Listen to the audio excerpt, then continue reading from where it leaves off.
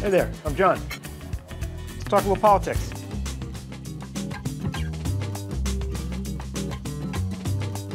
You're a conservative. That's right. Why Donald Trump?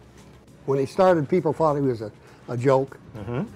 But you look at his history and the business and the company that he founded and what he has done, if he can bring half of that to the government, we're going to go a long way. Sometimes he acts like a buffoon, but you have to get through Donald's personality. And there is something about the man that instills a security in you. I see more memes about Donald Trump that make me laugh and more things online about him. It's just a joke to me. And that's the thing, is everything that I've seen about Bernie is just legitimate to me. Bernie says in every speech that things in the country are controlled by super rich people, millionaires and billionaires, and not for the average person. These people are running the country the way that they want to run it so they can keep it how they want to be. It's just because they have the money to do it. And I'm a lower income person. I live on the lower end of things. But like I said, in the last couple of weeks, I've gotten more interested in Bernie. You're feeling the burn. Yeah, feeling the burn. Bernie says we're going to have a political revolution.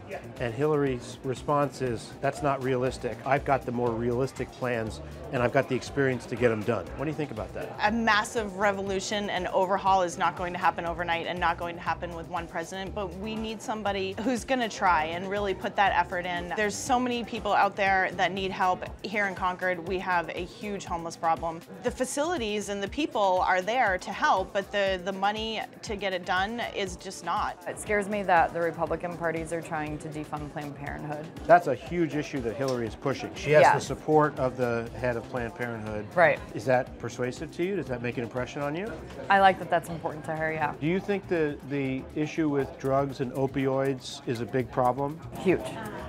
Tell me about that problem. I mean, I feel like it starts with the providers over-prescribing pain medications. What's the problem that ticks you off the most? It seems like every day there's less people working on the dole, collecting disability. You didn't mention the immigration issue. Is that big for you? I think as Americans, we have a right to decide and vet who comes into the country to become citizens and who doesn't. In my little town of Bradford, where I live, I know there have been many foreclosures. I know there are many people that are unemployed. I know there are many people that can't pay their taxes. I think we're too far in debt.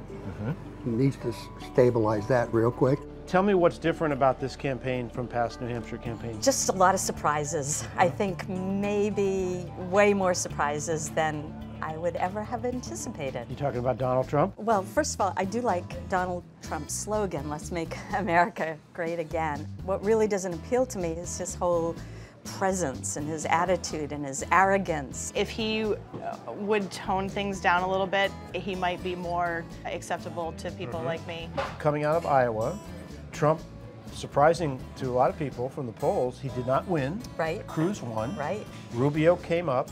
Tell me how you evaluate Rubio. Rubio's probably my second choice. I like a little bit about his background, and I think that would be good for the office, but I don't know. You've been pretty eloquent about the things that you've seen other candidates that I don't like that. Right. What is it that you look at John Kasich and you say, I like that? He's moderate about everything, and he's not as aggressive. He just seems like somebody that I would like, but I don't think John Kasich can win. I'm worried about that, and I'm worried about voting for somebody who doesn't really maybe have a chance. So you don't think Iowa's going to influence how New Hampshire people determine this? I don't think the Iowa thing's ever mattered. There's been some weirdos that have won it in the past. Do you think the fact that Trump lost in Iowa will hurt him here? Will people look at him as damaged goods when he gets to New Hampshire? No, I think they will forgive him. And we need the person that take the lead and bring us back to where we were. Thanks so much. Thank you. That's great. Appreciate it.